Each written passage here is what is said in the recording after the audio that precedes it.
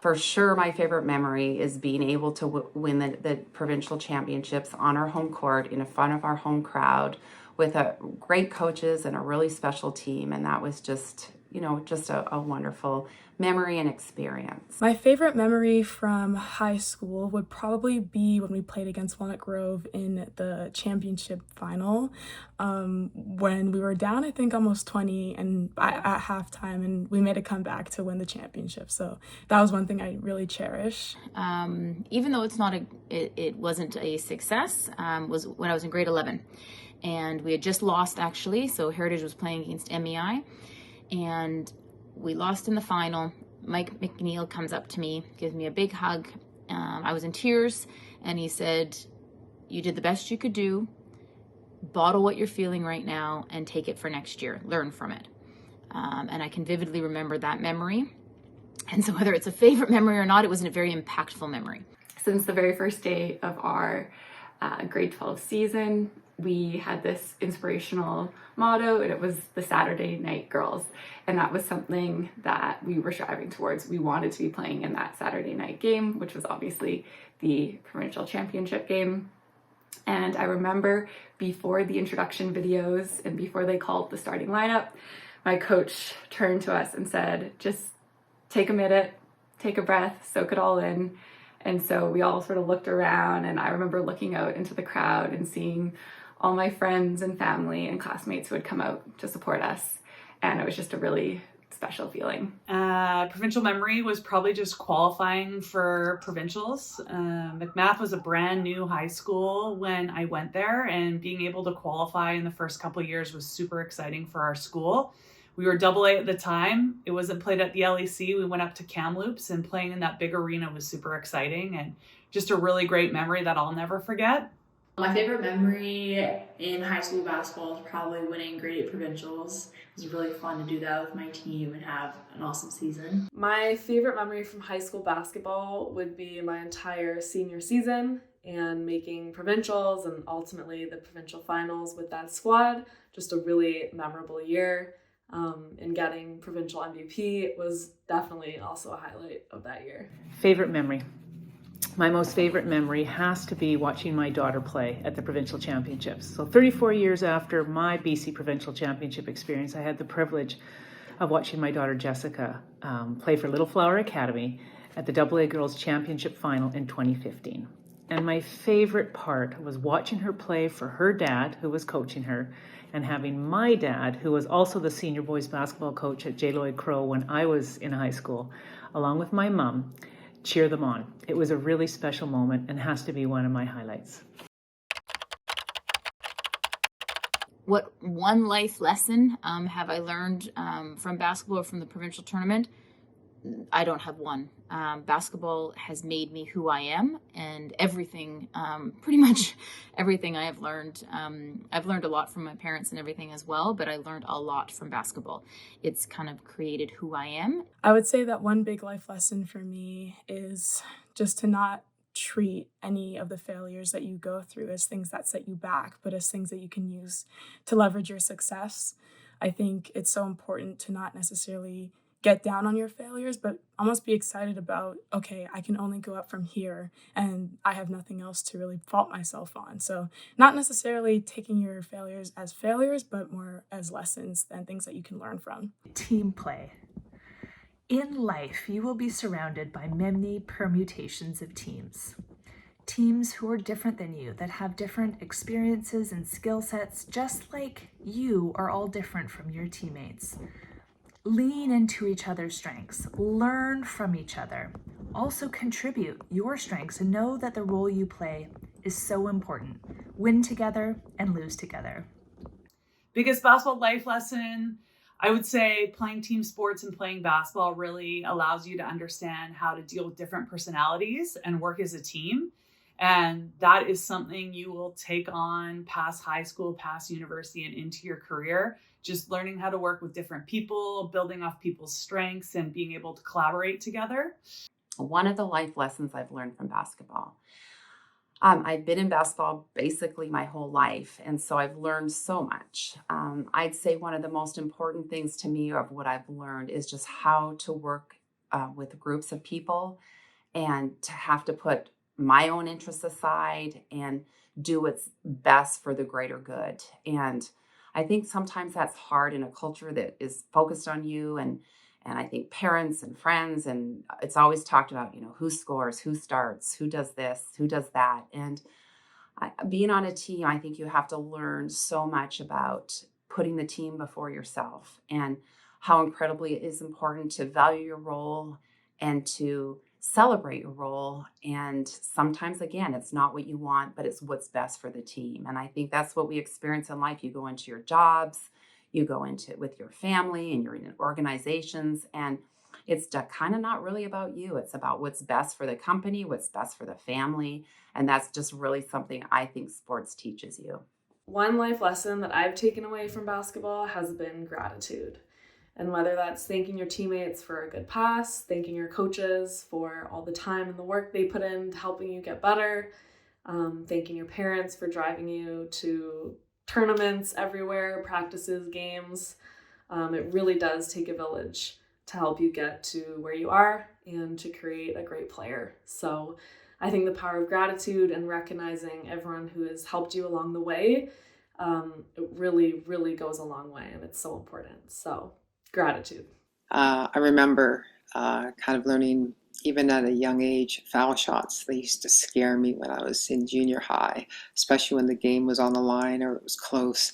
And then I realized that the biggest challenge was actually not taking the foul shot, it was believing in myself.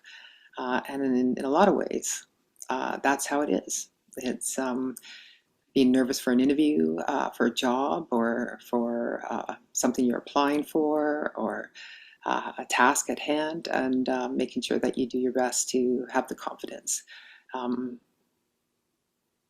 It's an analogy for life. One thing my coaches used to say to me that still resonates with me today is from actually Allison and Mike McNeil, and also my parents. And that is trust in your preparation, and that preparation is the key to excellence.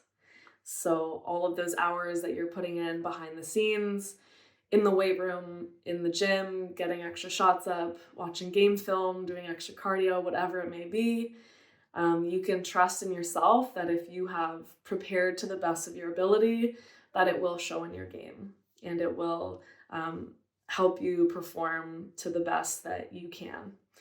And that is as true on court as it is in life. One thing that my coach told us that really stuck with me all from high school till now is probably saying thank you to your parents after every practice and every game, just saying thank you for coming and supporting us and for taking their time to come drive us to practice and stuff.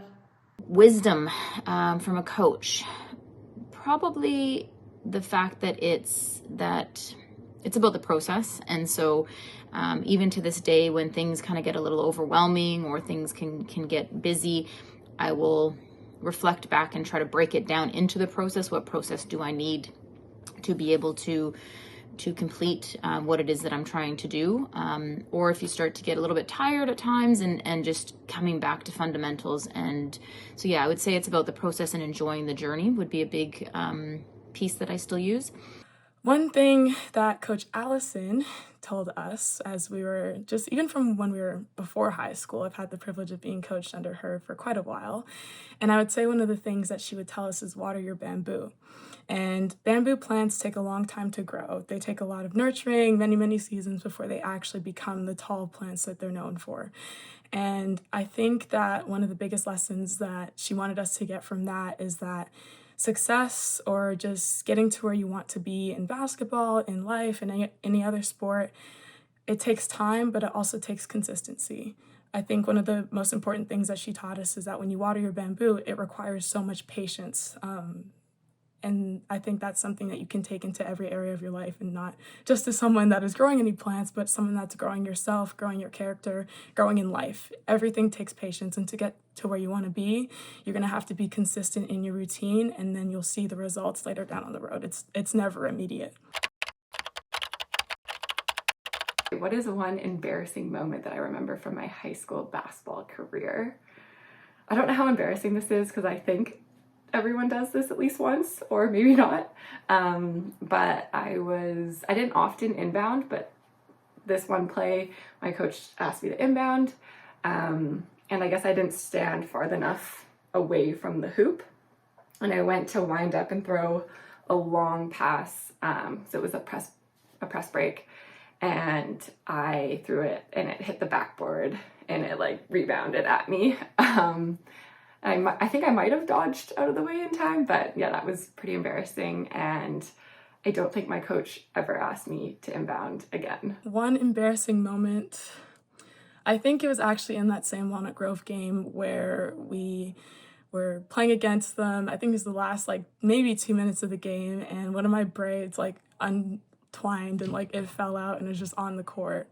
And I just remember like Coach Allison like yelling my name, and I thought she was like getting mad at me, but she actually was just telling me that literally like my hair came out. So yeah, that's pretty much it.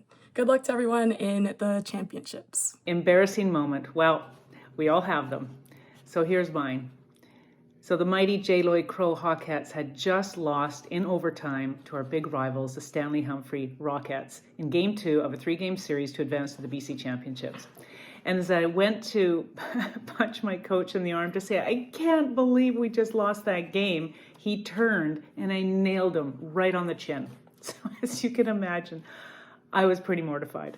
But thankfully, we have had some good laughs about that at the time and actually all the way to this day. I would say my most embarrassing moment was when I tried to block a shot and I accidentally tipped it into the hoop for the other team and we ended up losing by 2.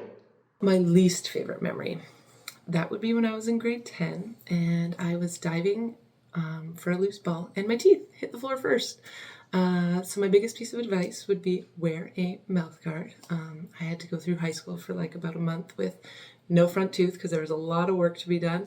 And I have since knocked them out 5 times because it turns out that the porcelain that they replace it with is not as tough. So even with a mouth guard, I've been knocking them out ever since 2000. So go out and get a mouth guard, please. My most embarrassing story, because I don't find that super embarrassing, it is what it is that on my very first game for Brookswood, we were playing in LEC and we were playing against Oak Bay, and there was all this hype. Everybody was expecting some really fantastic performance from me. So to be prepared the night before, I decided to go skip for an hour like a crazy person. Don't do that. It's a terrible idea. And then I ended up cramping in the 3rd quarter of the game. Mr. Brown tried to kill me almost because he was so upset with me. Like, he was like, what is wrong with you? And then we ended up losing. So don't skip before a game and don't always believe the hype. Embarrassing moments through basketball. I actually was 24 when I airballed my first free throw, so that's a win, maybe? But in high school, one of my most embarrassing moments was when my dad was coaching me and he sent me to the locker room. So I had a little bit of an attitude maybe, and he was like, one more word out of you and you're gone to the locker room. And I had a few more words to say. Pre-game ritual. Well, my go-to pre-game was pasta, always pasta. And my ritual was music. So I had to listen to a certain song on my Sony Walkman before every game, 2, 3, 4 times. In high school, my song was Don't Stop Believing by Journey. And in university, it was the #1 hit of 1985, St. Elmo's Fire, Man in Motion. And when I hear those songs today, it takes me back and always brings a smile to my face. I wasn't very superstitious, so I didn't have much of a ritual. But as for pre-game meal, I was always very nervous and anxious before games. So I didn't have the biggest appetite, but I would always do a protein smoothie. Strawberry, mango, almond milk was my go-to. I think my pregame ritual would be left foot, right foot always, in the sense of I put my left foot shoe on before my right. I tie my left foot before my right foot. It's like a shooter's thing. If you want to be a great shooter, take that to heart.